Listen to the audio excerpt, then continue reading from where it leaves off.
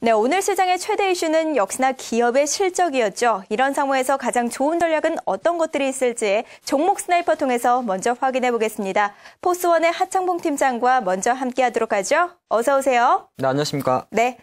자, 오늘 외국인은 매수와 매도를 오가는 모습을 보였습니다. 그 속에서도 꾸준히 매수세를 기록한 종목들이 있을 텐데요. 어떤 내용인지 확인해 볼까요? 네, 어저께 이제 외국인 순매수가 들어오길래 좀 많이 기대를 했습니다만 오늘 5장 접어들어서 또 외국인의 매수세가 매도세로 바뀌면서 코스피에서도 400억 이상의 매도를 한 것 같습니다. 코스닥 같은 경우도 아침부터 좀 매도세가 보이면서 오늘은 외국인이 전체적으로 보이는 걸로 봤을 때는 매도를 했습니다만 그 중에서도 또 순매수한 종목은 상승이 조금 좋았던 것 같습니다. 그 5가지 종목을 살펴드리면요. 한국전력, CJ CGV, 미디어플렉스, SK 브로드밴드, 삼천리 자전거 있는 것 같습니다. CJ CGV라든지 미디어플렉스 같은 경우는 오늘도 상당히 좋은 주가 흐름을 보여주면서 미디어라든지 콘텐츠 관련주에 대한 상승 흐름을 좀 이끌었다 그렇게 봐드리겠고, SK 브로드밴드는 최근에 원래 기관들이 계속 매수해준 종목인데 최근에 어떤 반등 흐름이 상당히 좋았지 않나 보겠습니다. 한국전력 조금 산 거는 긍정적입니다만은 주가 워낙 많이 빠진 상태에 있었기 때문에 약간은 기술적 반등으로 보인다 그런 말씀 드리겠고, 이 5가지 종목 중에서 조금 상승 탄력이 좋은 한 종목만 살펴드리면 그 종목은 삼천리 자전거입니다. 이제 날도 아직 안 풀렸죠. 원래 풀려야 되는 날씨인데 아직은 안 풀렸습니다만은 보통 자전거는 이제 1분기보다 2분기, 그러니까 4월 달부터가 가장 성수기입니다. 성수기인데 그러다 기대감 자체가 지금 삼천리 자전거의 어떤 신고가 흐름도 가져간다 그런 말씀 드리겠습니다. 과거에는 사실은 뭐 약간 4대강 관련 테마주도 많이 엮였습니다만은 지난해부터 본격적으로 실적이 기반이 되면서 올해도 실제적으로 삼천리 자전거 전체 목표를 보니까 매출이 한 1,500억 원대, 영업이익이 한 150억 원대 전망을 하면서 뭐 전년 2012년도 대비해가지고 대략적으로 50에서 90% 성장한다는 그런 목표를 갖고 있기 때문에 이제는 실적 관련주로, 그리고 여가 활동이라든지 대체 효율제 관련해서 어떤 모멘텀, 이벤트 관련주로 좀 접근하면 어떨까 싶습니다. 잠깐 차트 보면요. 오늘 상당히 좋은 흐름을 보여줬는데 어느 순간인가 좀 많이 안정주로 올라왔습니다. 사실 이제 상한가가 많았던 지난 2011년도, 12년도는 워낙 테마주로 움직였었고요. 하지만 지난해 7월 이후부터 사실은 실제적으로 삼천리 자전거는 테마의 흐름보다는 오히려 실적주로 많이 변모되면서 올라왔다 말씀드리겠습니다. 그러다 보니까 중간중간에 한번 시세가 분출하고 나면 좀 쉬어줬습니다만은 그런 흐름 자체를 계속 이어왔었고요. 이후 3월 접어들어서는 사실은 13,000원이 일단은 최근에 좀 저항이었습니다. 그래서 한 달 정도는 13,000원 정도의 저항 라인을 받다가 최근 4일 동안에 상당히 강한 외국인 순매수가 들어오면서 오늘 13,000원을 강하게 돌파하는 그런 기염을 토했다 말씀드리겠고요. 약간 주봉으로 보니까 아직 상승 탄력이 좀 많이 남아있는 것 같아요. 제가 보니까 증권사에서 전망하는 올해 그 영업이익 자체가 150억 정도 되는 것 같습니다. 그럼 150억 정도 나오면 이게 시가총액이 지금 1,800억 정도니까 보통 이제 우리가 퍼라 그러죠. 비싼 걸로 계산해 보니까 12에서 13 정도 나오는 것 같아요. 그렇게 봤을 때는 제가 판단할 때 좀 쌉니다. 그래서 만약에 올해 150억 이상의 영업이익이 정말 나온다면 삼천리 자전거는 펀더멘털 관점에서는 사실은 16,000원까지는 볼 수 있다는 걸 미리 먼저 말씀드리겠고요. 트레이딩 관점에서는 아까 보신 바와 마찬가지로 중간중간에 조금 쉬어가면서 살 수 있는 기회를 주고 있고요. 이번 주 3일 동안에 워낙 시세가 발산했기 때문에 사실 2개 중에 하나 아니겠습니까? 여기서 쭉쭉 가거나 좀 쉴 수 있는 가능성이 있을 것 같습니다. 그래서 조금 여유 있는 투자 생각하신다면 쭉쭉 간다면 어차피 조금 기다리셔야 될 것 같고요. 하지만 조정이 보인다면 오히려 삼천리 자전거는 조금 장기적, 아까 말씀드린 바와 마찬가지로 주봉 관점에서 장기적 관점으로 한번 접할 종목이지 않나 그리 보겠습니다. 네, 오늘은 기관의 매도가 상당했습니다. 답답한 가운데서도 음식료주는 꾸준한 매수세를 보여줬는데요. 내용 확인해 볼까요? 네, 오늘 기관이 참 많이 팔았습니다. 코스피에서 2,000원 이상을 팔면서 사실은 경기 대한 민감주였던 낙폭을 불러일으켰다 그렇게 봐드리겠고, 하지만 그 중에도 코스피에서는 음식료라든 제약주의 매수가 있었고요. 코스닥에서는 1,000억을 샀습니다. 그만큼 오늘 사실 종목들로 봤을 때는 나쁘지 않았다 말씀드리겠습니다. 그래서 기관이 순매수한 5가지 종목을 살펴드리면요. 바로 대상, NHN, 현대그린푸드, 디지털 옵틱, 컴투스가 있는 것 같습니다. 골고루 샀죠. 음식료 업종도 있고 뭐 IT 종목도 있고 게임주도 있는 것 같은데 이 종목 중에서 한 가지 종목을 살펴드리면 그 종목은 디지털 옵틱입니다.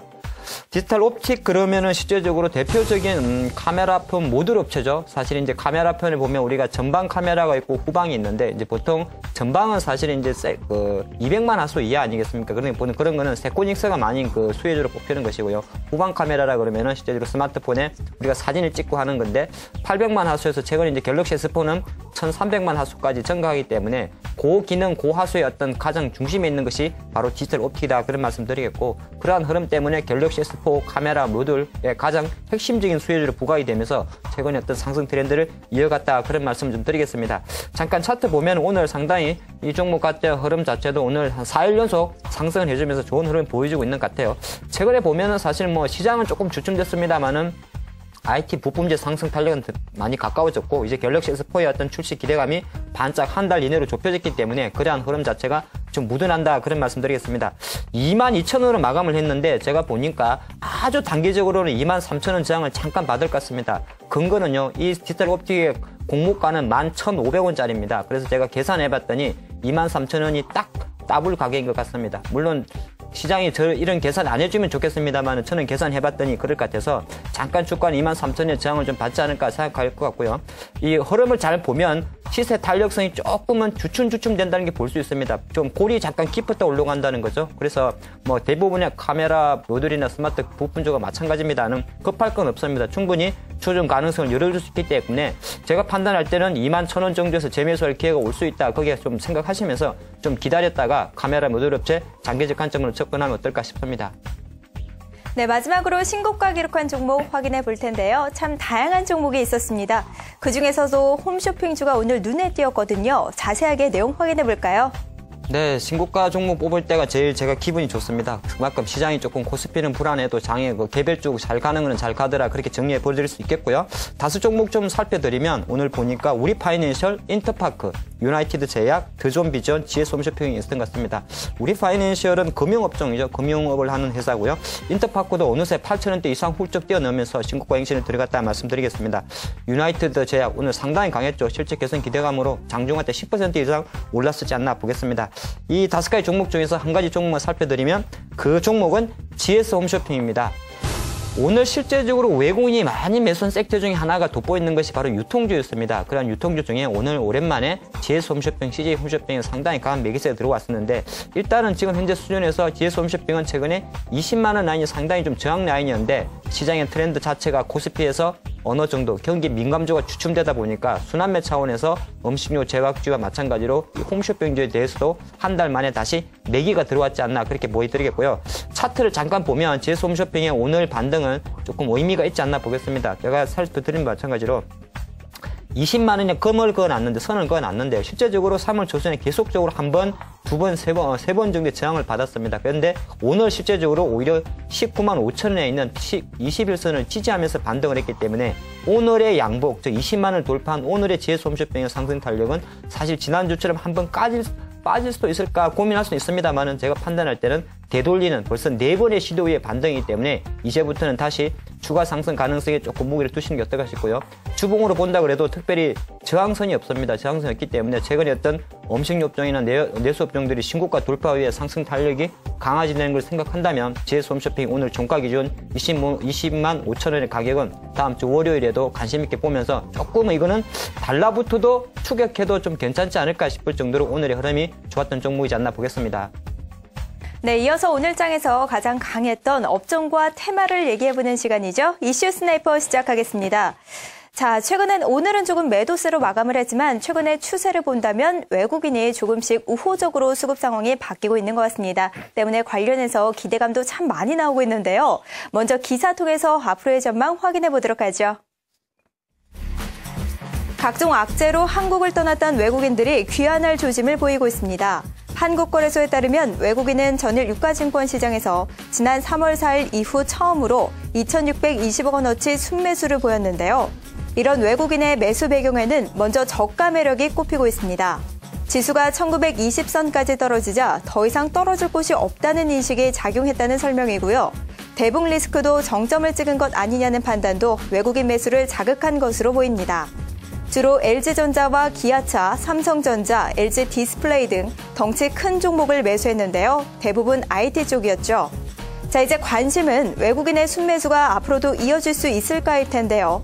아직은 불확실성이 남아있는 만큼 순매수 위주로 돌아섰다고 보기는 이르다는 평가가 나오고 있습니다.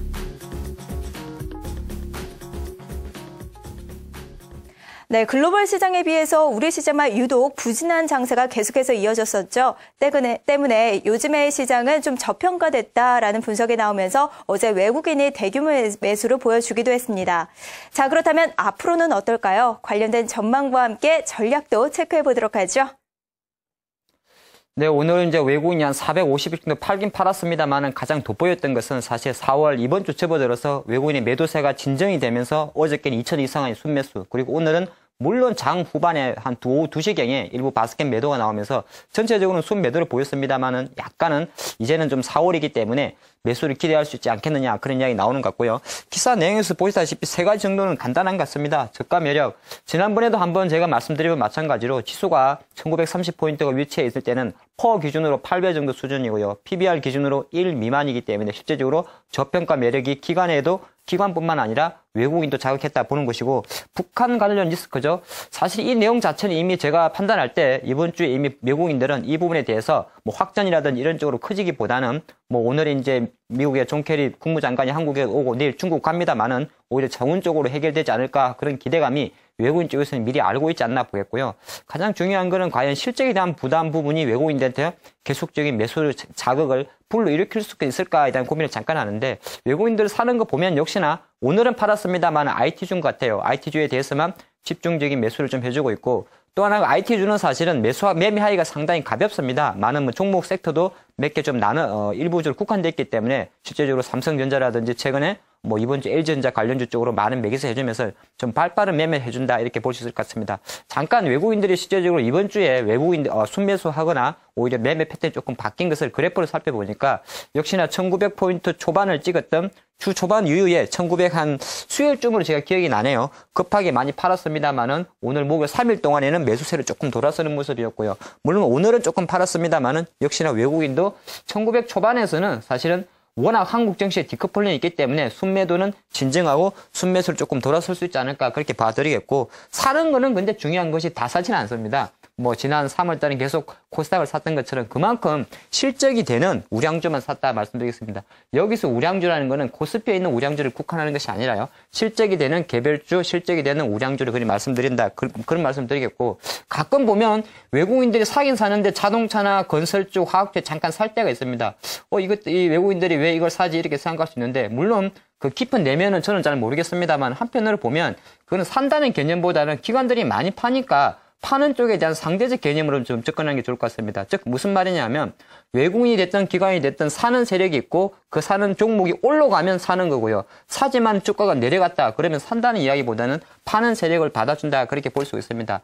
그래서 제가 조금 정리해봤더니 제 개인적인 생각입니다만은 4월 달은 실제적으로 제가 판단할 때 대북 리스크만 조금 완화되고 뭐 발빠른 북미 회담만 좀 대화만 사실 재개된다면 외국인의 순매수가 조금은 공격적으로 들어올 수 있는 가능성을 조금 열어둔다 말씀드리겠고, 그 근거로는 딱 하나 제가 제시해드리고 싶은 것은 4월 달은 배당금이 들어오는 날입니다. 물론 외국인들도 지난해 많은 금액의 배당을 받아서 본국으로 송출도 합니다만은 일부 금액 같은 경우는 재투자를 하기 때문에 우리나라 증시 자체가 북한 리스크나 실적 리스크만 조금 진정된다면 오히려 순매수를 좀 기대할 수도 있다, 그렇게 한번 보겠습니다.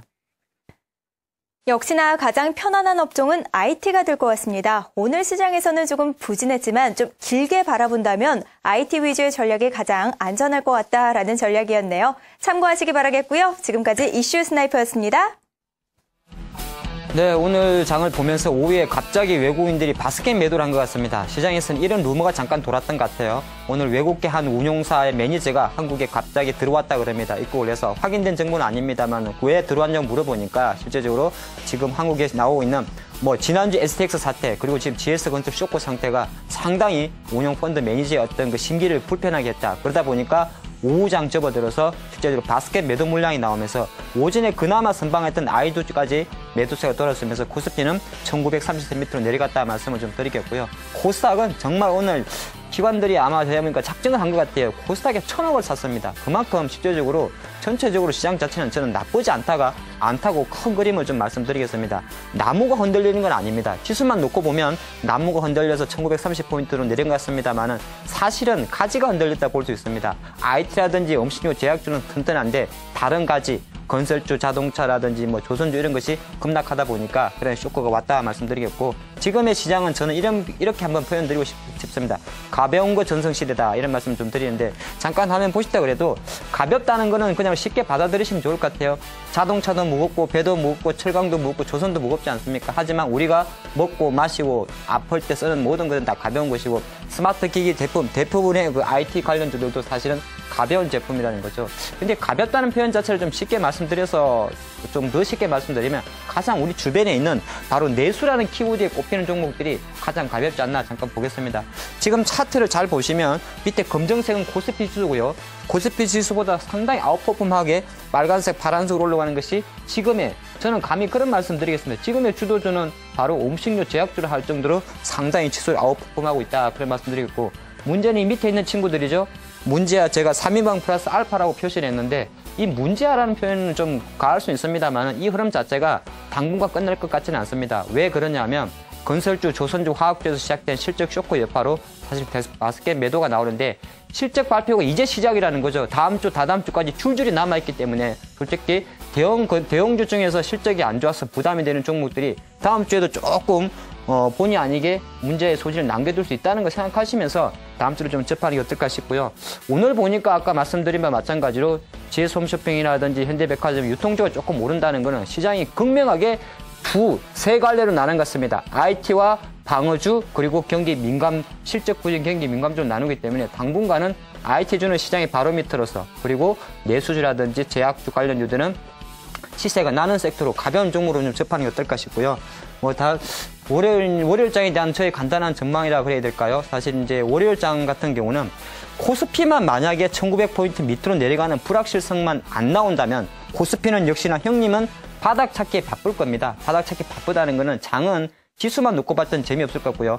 코스피 지수가 1900포인트 리턴하는 아주 극한 경우가 아니라면 오늘 강하게 오른 550선 언제까지 강하게 오른 코스닥의 강세 흐름은 다음 주에도 지속될 수 있기 때문에 당분간 어쩔 수 없는 것 같아요. 코스닥 지수 이번 주 조금 불안했습니다만은 530포인트에 있는 61선에서 가파르게 상승을 해줬기 때문에 다음 주도 내려가는 무거운 형님들은 조금 힘들어한다 그대로 놔두시고요. 조금 계속적으로 힘이 좋은 동생들 중에서 내수 관련 IT, 제약, 바이오주에서 조금 수익을 찾는다면 다음 주 시장도 수익률 게임에서는 지수보다 오히려 월등하지 않나 그렇게 보겠습니다.